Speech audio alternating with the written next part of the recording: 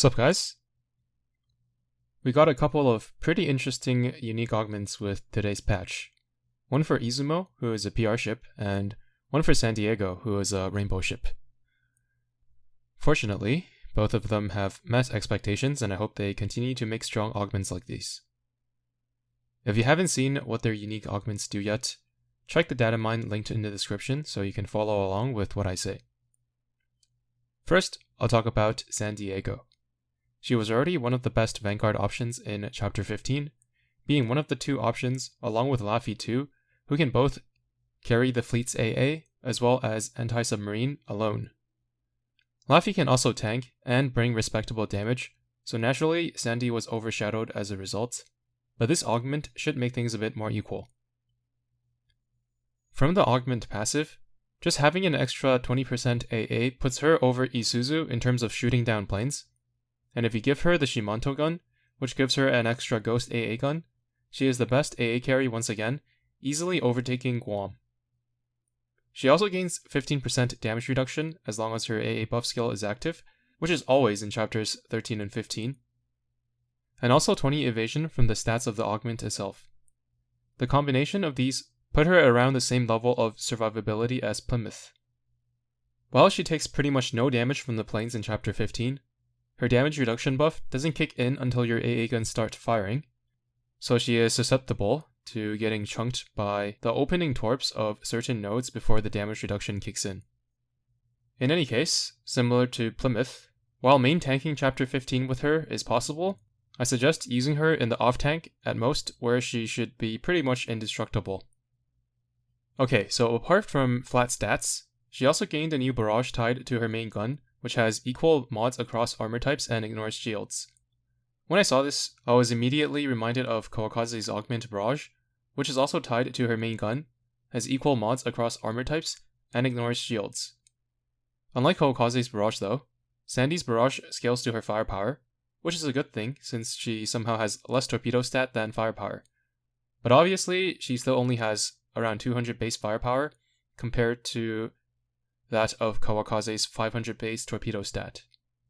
Anyway, without wasting too much time waffling, I just took the two of them into the easy difficulty of challenge mode with no torpedoes equipped just to see the damage of their barrages alone.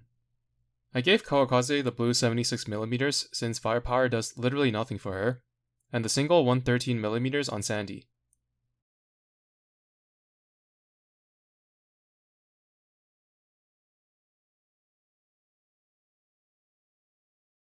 After 8 excruciating minutes, surprisingly, Sandy actually ended up dealing more damage than Kawakaze. Obviously, there are other things at play, such as Sandy's 20-second barrage dealing good damage against 2 enemies, and her main gun also doing non-negligible damage, but nevertheless, her barrage DPS is solid. Keep in mind that Kawakaze's torpedo slot is about 40% of her damage though, and Sandy's torpedo slot is worth as close to nothing as possible, so Kawakaze still deals more damage in total. Also, I don't think it's actually worth taking the 113mm over the twin 110 in regular situations because her gun damage is pretty decent. But if you notice an annoying amount of shields in the stage you're doing, then it could be worth experimenting with a single 113. Her damage is still most likely lower than Laffy's, but with her new barrage ignoring shields, less of her damage is hindered by shields, making it much closer, especially in campaigns chapters 13 and onward. In total, going band for band with Laffy, Sandy now has better AA, about the same amount of damage and anti-submarine, and is less tanky, but still more than tanky enough for everything except main tanking the very hardest stages consistently. In total, it's a very capable, not yet broken power level for a UR ship. One other thing to keep in mind is that she is much more accessible than Laffy for new players who didn't play during her event, and that her damage does not hinge at all on having plus 13 high rarity equipment. She can do fine with a twin 114mm or a single 76mm just because her barrage is so potent. Anyway, that's pretty much it for San Diego. Let's move on to Izumo. What can I even say? There is not a single wasted stat on this augment. Starting with just the base stats, obviously 40 firepower and 15 accuracy is going to be a non-negligible upgrade compared to purple augments. The skill gives her 20% crit chance and -4 spread, so you can just give her White Shell and forget about it. The -4 spread also means that she can use any triple gun to great success without worrying about physical accuracy. Next, her upgraded skill completely removes her weakness against burns, making it just a super potent damage reduction against AP ammo, which is very relevant against Sirens and, in particular, the Heavy Armor Arbiter. She is also just straight up tankier than most other gold battleships, so she's perfectly viable in campaign chapters with annoying burns, like chapters 11 and 14. Speaking of heavy armor, aside from Musashi, most battleships have barrages that do not deal as much damage against heavy armor as other armor types, but Izumo has no trouble with that. Also keep in mind that while Musashi has to use the purple twin 410 in campaign, Izumo has no trouble using the 457 instead, which makes her shelling damage much higher than Musashi's in those late game chapters filled with medium and heavy armor enemies. With everything taken into account, I honestly can't think of any SSR battleship that is definitively better than Izumo. She easily clears the likes of Monarch, Gascon, Marco Polo, Prince Rupee, and all the Big 7 retrofits, and even Owari, although their roles are a bit different. She does not do very well against light armor though because of her barrage's modifiers, so it's going to be a good idea to have someone like Hood on hand to cover for her light armor weakness. Although most UR battleships have no problem with that. Overall, she'll be very good in all of campaign, peaking in chapter 14, as well as against the battleship Arbiter Hermit. Her augment gives me hope for other PR ships that have never gotten a real chance to shine, such as Neptune, and I hope that they continue making augments of this caliber and not ones like John Bart's Littorio or King George V. I still cry about those on some nights when I have trouble falling asleep. I'm currently showing a run of 15-4 using both their unique augments, being able to display both Izumo's damage output as well as Sandy's AA capability in order to cover for Izumo, who does not have the best survivability against planes. I am purposely trying to engage as many 3-star carrier and battleship nodes as possible since they are significantly more difficult than all the other nodes. The battleship nodes were giving me some trouble, and I realized after that it's probably better to replace Aquila with either Shinano or Haku just to nuke the annoying elites, as nothing else was really dealing damage to my main fleet, so Aquila was not necessary. I've got Hedgehog on Sandy, who can survive with no issue, even though I could have just given her a toolbox and put Hedgehog on Longwu instead.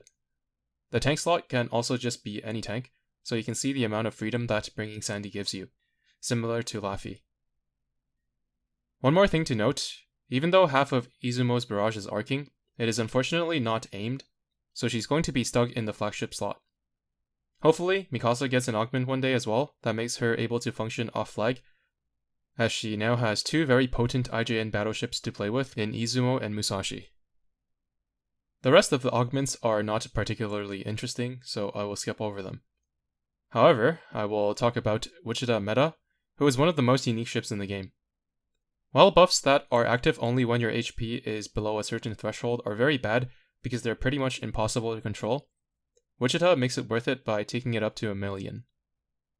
If you can somehow make her survive at 1 HP, she will gain a total of 50% firepower, 50% damage dealt, essentially an extra gun mount if not more, giving her a total of 3, and twice as many all-out assaults. While losing the HP will be of no issue since she's not only already extremely squishy, but loses HP every time she fires her all-out assault above 50% HP, keeping her alive at low HP will be impossible on auto. Therefore, she will be an exclusively meme manual ship, the first gun-based ship that will perform astronomically better on manual. Honestly, she has the potential to deal even more damage than Hindenburg. I am looking forward to experimenting with her once I have her fully leveled. I am not off to a good start though, because I forgot to host my 2 meta raids before daily reset, so I'm already a day behind everyone else. Hopefully, I'll be able to one-shot her on my assist runs, or else the one-shot video is going to be a bit late. A day late. Okay, that's all I want to say about the 2 augments. Make sure to go pick them up and enjoy the rest of the run.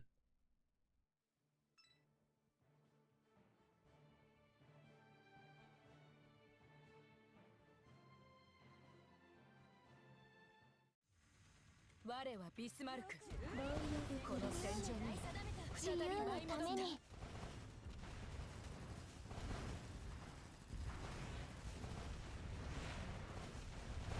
狙い定めた。よくわかんないけどやってやるよ。自由のために。退屈。よくわかんないけどやってやるよ。戦艦ビスマルク。自由のために。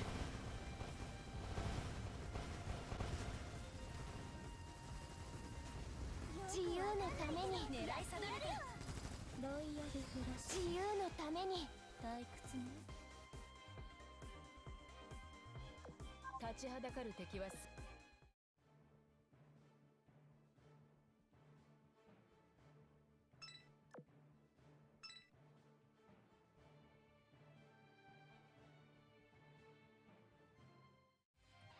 英雄譚をくさく入りましょうか。味は無給なり頑張る。悪役さんはご退場をお願いしますね。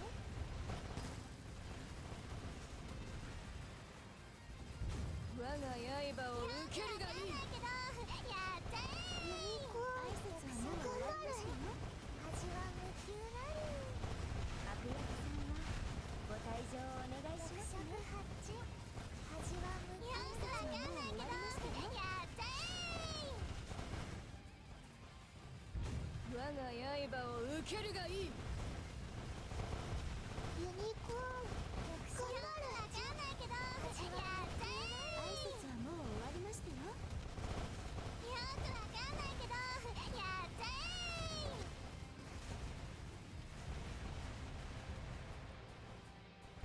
我が刃を受けるがいい。ユニコーン。味は頑張る。よくわかんないけどやったー。挨拶はもう終わりましたよ。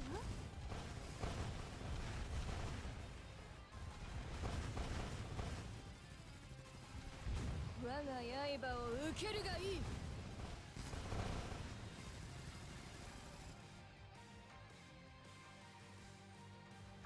絶景かな絶景かな。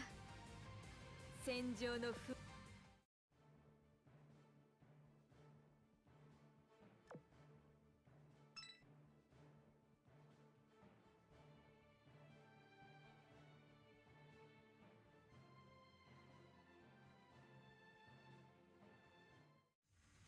我はビスマルク。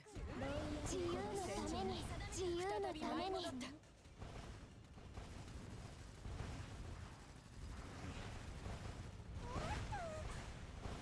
狙い定めた。蹂躙する。自由のために。わかんないけどやってやるよ。戦艦ビスマルク。自由のために。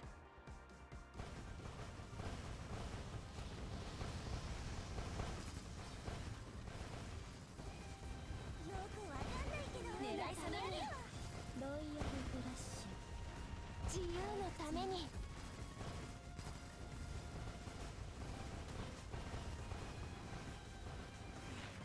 自由のために。よくわかんないけどやってやるよ。戦艦ビスマルク。未来を切り開く。自由のために。狙い定めた。退屈ね。自由のために。立ちはだかる敵は全て殲滅した。指揮官、次の指示を発令して。